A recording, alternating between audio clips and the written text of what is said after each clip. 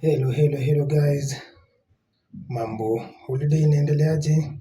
Hope all is good. Mnaendelea kujibamba na holiday. So welcome back again to Vance Empire TV. Tuendelee kuchambua katiba yetu kama kawaida. So today tutaangalia, we'll check and we'll go through chapter 8. Chapter 8, as I told you last time, talks of legislature. Legislature is just parliament. So this one has got 6 parts. But for this episode, nitapitia part 1, which talks of establishment and role of parliament. Then part 2 and part 3. Part 2 talks of composition and membership of parliament. Yeah, that's part 2. Then part 3 talks of offices of parliament. I think for this episode tutafanya part 1, 2 and 3. So tutamalizia kwa offices of parliament. So let's go straight to the legislature, part 1. Part 1, which talks of establishment and role of parliament. So let's see, Article 93 talks of establishment of parliament. So there is established a parliament of Kenya, which shall consist of the National Assembly and the Senate. So parliament in the National Assembly and the Senate. So hizo ndio vitu mbili unafaa ujue. So when you talk of parliament, not only National Assembly. So from this constitution of 2010, parliament iko mbili. National Assembly, bunge, kwa bunge pale 290 of them, tumesoma hiyo from the previous chapter. Then the Senate, 47 of them, 47 senators in the country. So let's continue. Tuone vile inaeleza. So let's continue. The National Assembly and the Senate shall perform their respective functions in accordance with this constitution. Okay, Article 94 talks of the role of parliament. You see the role of parliament. So the legislative authority of the republic is derived from the people and at the national level is vested in and exercised by parliament. Parliament manifests the diversity of the nation, represents the will of the people and exercises their sovereignty. Parliament may consider and pass amendments to this constitution and alter county boundaries as provided for in this constitution. Parliament shall protect this constitution and promote the democratic governance of the republic. No person or body other than Parliament has the power to make provision having the force of law in Kenya except under authority conferred by this constitution or by legislation. Yeah. An act of parliament or legislation of a county that confers on any state organ, state officer, or person the authority to make provision having the force of law in Kenya as contemplated in Clause 5 shall expressly specify the purpose and objectives for which that authority is conferred, the limits of the authority, the nature and scope of the law that may be made and the principles and standards applicable to the law made under the authority. Role of the National Assembly. The National Assembly represents the people of the constituencies and special interest in the National Assembly. The National Assembly deliberates on and resolves issues of concern to the people. The National Assembly enacts legislation in accordance with Part 4 of this chapter. The National Assembly determines the allocation of national revenue between the levels of government as provided in Part 4 of Chapter 12. Appropriate funds for expenditure by the national government and other national state organs and exercises oversight over national revenue and its expenditure. The National Assembly reviews the conduct in office of the president, the deputy president, and other state officers, and initiates the process of removing them from office and exercises oversight of state organs. The National Assembly approves declaration of war and extensions of states of emergency. Okay, so tumeona hapo kwa National Assembly and their role. So ile kitu unafaa ujue in the National Assembly, hapo mahali wabunge wakichaguliwa wanaenda, yeah. So in short, mbunge wako ukishamchagua kuna role 3 za kufanya, yeah. First atakurepresent wewe, yeah, representation. Then umemtuma huko kukurepresent, pia atengeneze sheria ambazo zinakusaidia, zinakugovern wewe kama mwananchi. Then ya 3 atafanya oversight, yeah, of all national issues and oversight of the national government. So hizo ndio vitu 3 muhimu zile ambazo umechagua mbunge aende kukufanyia kule bungeni. Let's see the role of the Senate. The Senate represents the counties. So kazi ya Senate ndio kazi ya ma-senators. Represent the counties and serves to protect the interests of the counties under their governments. The Senate participates in the law-making function of Parliament by considering, debating, and approving bills concerning counties as provided in Article 109 to 113. The Senate determines the allocation of national revenue among counties as provided in Article 217 and exercises oversight of a national revenue allocated to the county governments. The Senate participates in the oversight of state officers by considering and determining any resolution to remove the president or deputy president from office in accordance with Article 145. So for instance, kama ya mwisho umeona to determine and resolve to remove the president or deputy president. Umeona hii ya deputy president most recently kwa ile issue ya Gachagua walifanya hii ipasavyo. So the major role ya Senate ama senator wako ni kurepresent county yako, yeah? Ile county yake yeye ambaye amechaguliwa anakuja kurepresent kwa Senate na ile pesa ambayo inaenda kwa Senate, so that is the major role. And then these other ones and even oversight hiyo pia wanafanya, but the major one, representation of the county that they represent in the Senate, and the major role. Straight to part 2, composition and membership of Parliament. Membership of the National Assembly. The National Assembly consists of 290 members, each elected by the registered voters of single-member constituencies. 47 women, these are the women reps, 47, each elected by the registered voters of the counties, each county constituting a single-member constituency. 12 members nominated by parliamentary political parties according to their proportion of members of the National Assembly in accordance with Article 90 to represent special interests including the youth, persons with disability, and workers. And the Speaker, who is an ex-officio member.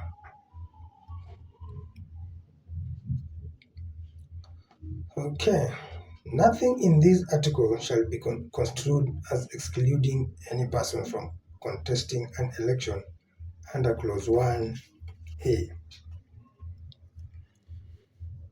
Okay, let's see the membership of the Senate.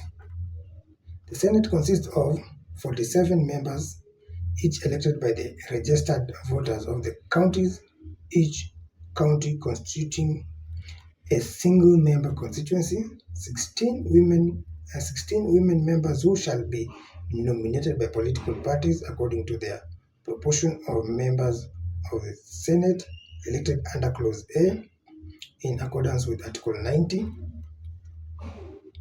2 members being 1 man and 1 woman representing the youth. Okay. 2 members being 1 man and 1 woman representing persons with disabilities, and the speaker who shall be an ex-officio member. So Senate ndio hiyo, so iko na 47 senators wenye wamechaguliwa, then kuna 16 women. Hapa kwa 16 women ile ya kusisitiza 2/3 gender rule, 2/3 gender rule. So kuna 16 women members who shall be nominated by political party. So 16 members hawa wana nominatiwa na vyama vyao kwenda Senate. Then kuna 2 members, 1 man 1 woman, wana represent vijana, youth. Then another 2 members being 1 man 1 woman, hawa wana represent disabilities, yani PWDs, people with disabilities. So that is members wa Senate. Alafu kuna speaker ambaye pia yuko pale, Mr. Speaker. This is an ex-officio member. The members referred to in clause 1C and D shall be elected in accordance with Article 90. Nothing in this article shall be construed as excluding any persons from contesting an election under clause 1A. Okay, let's see the qualification and disqualification for election as member of parliament. Unless disqualified under clause 2, the person is eligible for election as a member of parliament if the person is registered as a voter. And so for you to be elected as a member of parliament, you have to be a voter first. Kumbuka hiyo tulisoma from the previous chapter. You have to be a voter first. So kwa voter lazima umefikisha miaka 18. So kijana yote ambaye amefikisha miaka 18 register kama voter, he or she qualifies to be elected as a member of parliament. Satisfies any educational, moral and ethical requirement prescribed by this constitution or by an act of parliament, and is nominated by a political party or is an independent candidate who is supported in the case of election to National Assembly by at least 1,000 registered voters in the constituency, or in the case of election to the Senate by at least 2,000 registered voters in the county. A person is disqualified from being elected a member of parliament if the person is a state officer or other public officer other than a member of parliament, has at any time within the 5 years immediately preceding the date of election held office as a member of the Independent Electoral and Boundaries Commission, has not been a citizen of Kenya for at least the 10 years immediately preceding the date of election, is a member of a county assembly, is of unsound mind, is an undischarged bankrupt. Hapa kwa undischarged bankrupt hapa wewe inakuwa na kizungumkuti bwana. Hauna ka kitu. Let's continue. Is subject to a sentence of imprisonment of at least 6 months at the date of registration as a candidate or at the date of election, or is found in accordance with any law to have misused or abused a state office or public office, or in any way to have contravened Chapter 6. A person is not disqualified under Clause 2 unless all possibility of appeal or review of the relevant sentence or decision has been exhausted. Promotion of representation of marginalized groups. Parliament shall enact legislation to promote the representation in Parliament of women, persons with disabilities, youth, ethnic and other minorities, and marginalized communities. Election of members of Parliament. That's Article 101. The general election of members of Parliament shall be held on the second Tuesday in August in every 5th year.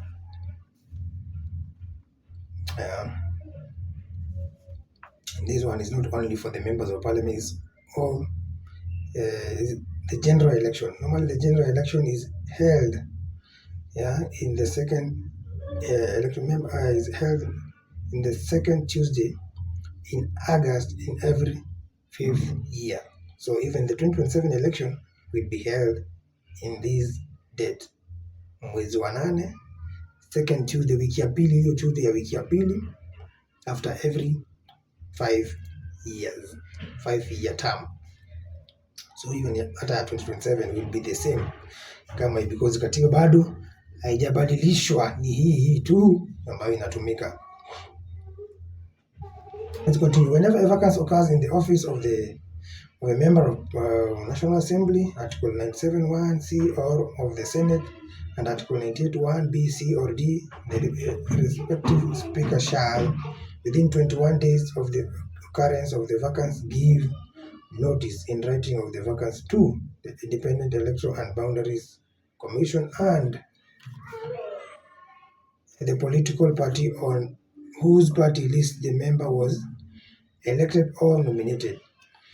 A vacancy referred to in Clause 2 shall, subject to Clause 5, be filled in the manner prescribed by an Act of Parliament within 21 days of the notification by the respective Speaker.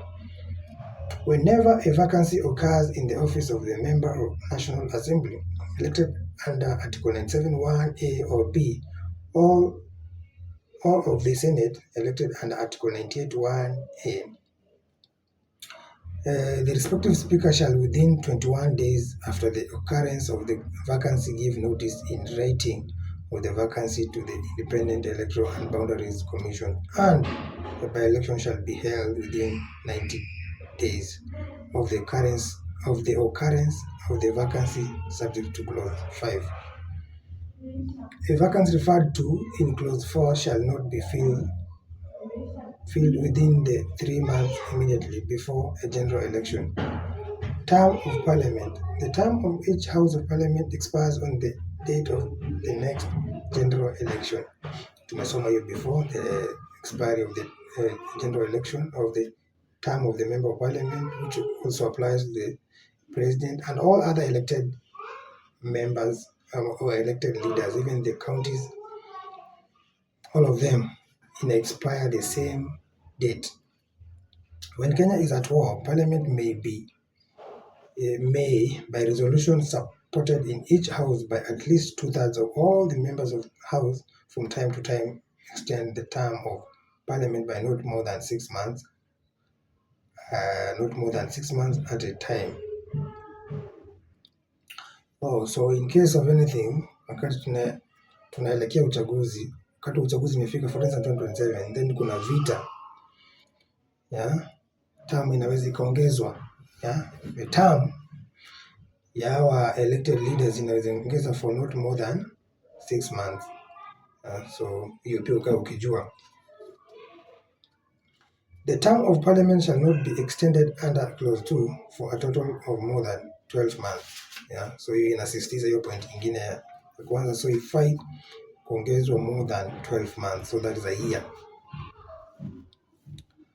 Vacation of office of Member of Parliament. That's Article 103. The office of a Member of Parliament becomes vacant if the member dies, and ofisi ya mbunge inakuwa vacant when, ama wakati huyo mbunge amekufa, if during any session of Parliament the member is absent from 8 sittings of the relevant house without permission in writing from the Speaker, and is unable to offer a satisfactory explanation for the absence to the relevant committee. So hiyo point ya pili nasema mbunge akiwa absent, hahudhurii vikao vya bunge for 8 sittings, na hajapeana any reason kwa nini hahudhurii, so hiyo pia anaweza poteza ofisi yake. Hata hapa wabunge ni wajanja, hakuna mwenye anaweza kosa hiyo vikao yote kama ako tu sawa.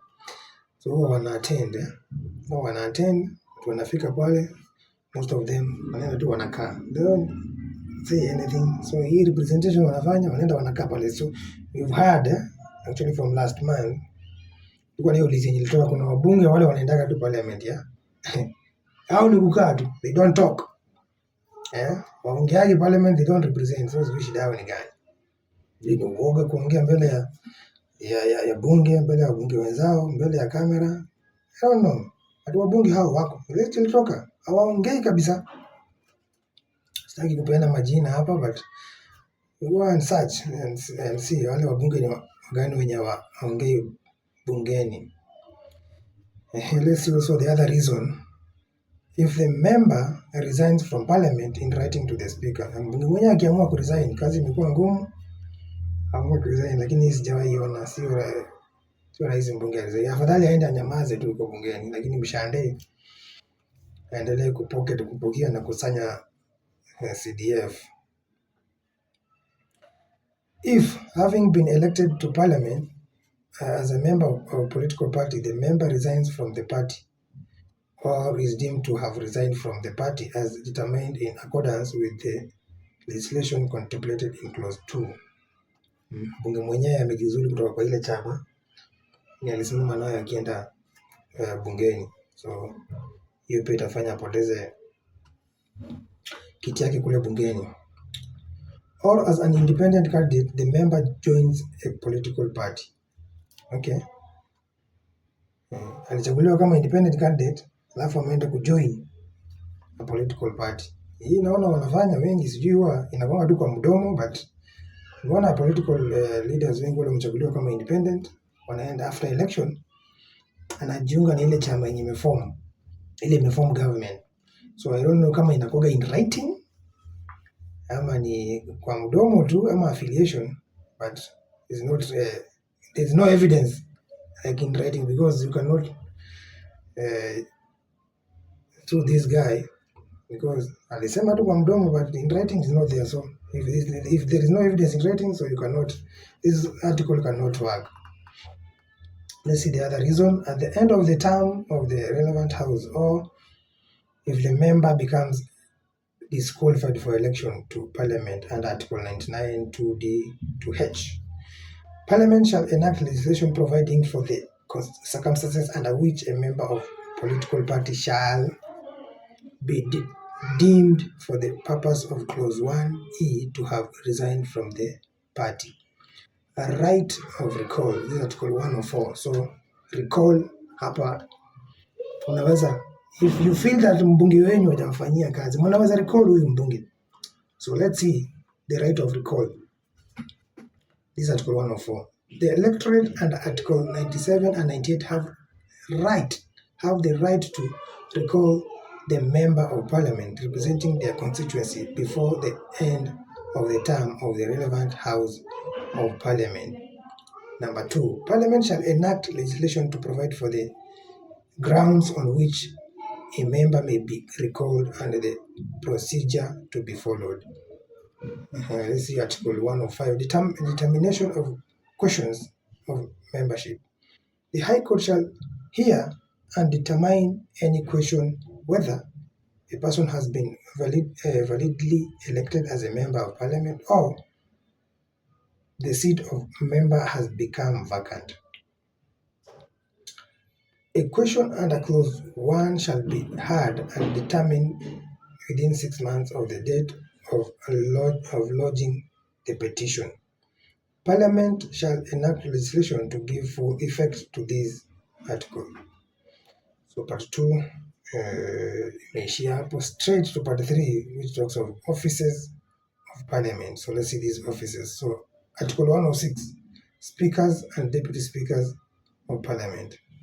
There shall be a speaker of each house of parliament who shall be elected by that house in accordance with the standing orders from among persons who are qualified to be elected as members of parliament but are not such members, and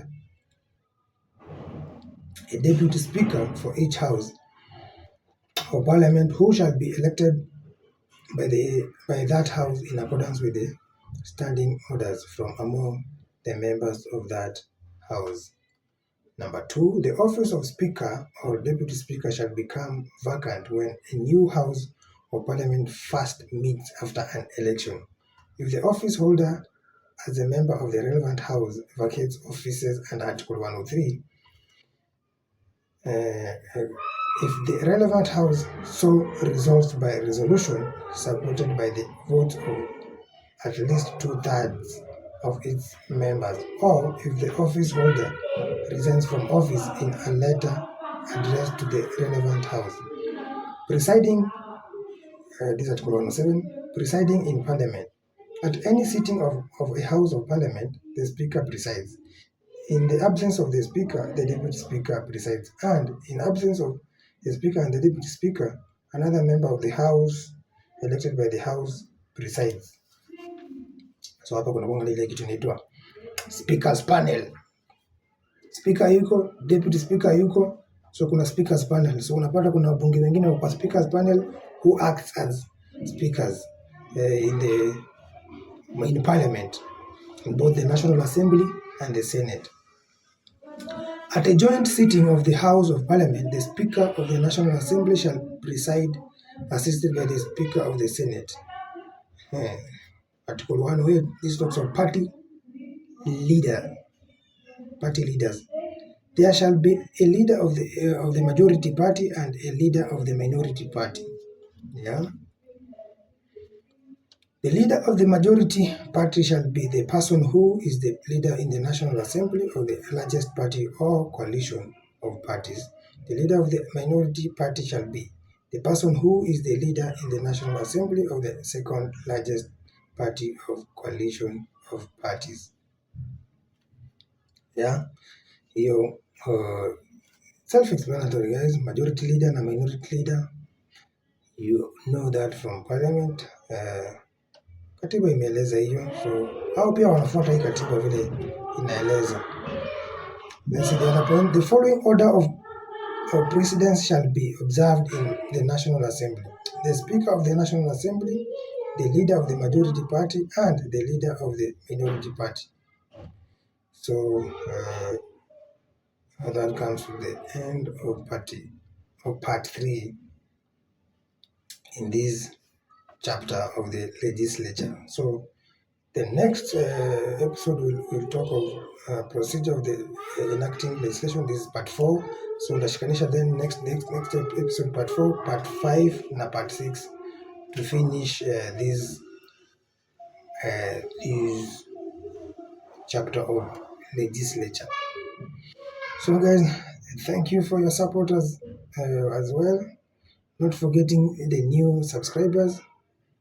Continue subscribing. Tell a friend to tell a friend, guys, that there is a channel called Vance Empire TV, and my name is Governor. Subscribe hapo chini guys. Gusa kidude ya subscribe. Only that, then the channel will grow and then it becomes the real empire. Thank you for watching. Thank you for subscribing. See you in the next one.